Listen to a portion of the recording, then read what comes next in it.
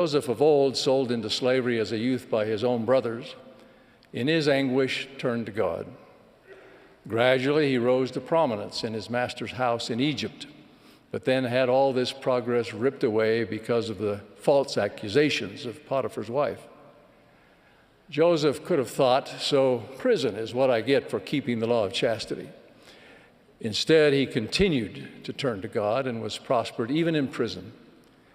Joseph suffered a further crushing disappointment when the prisoner he befriended, despite his promise to help Joseph, forgot all about him after being restored to his position in Pharaoh's court.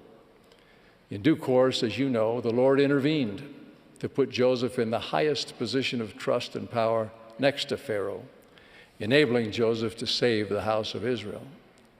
Surely Joseph could attest that all things work together for good to them that love God.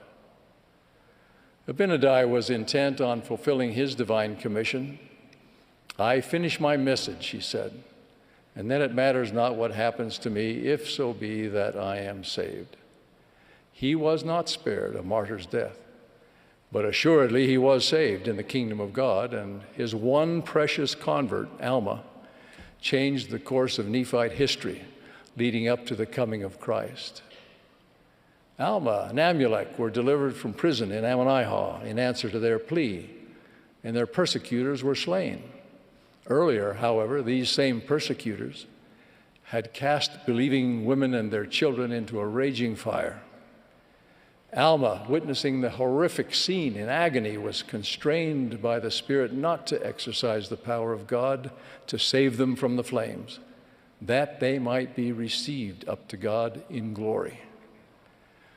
The prophet Joseph Smith languished in jail at Liberty, Missouri, powerless to help the saints as they were pillaged and driven from their homes in the bitter cold of winter.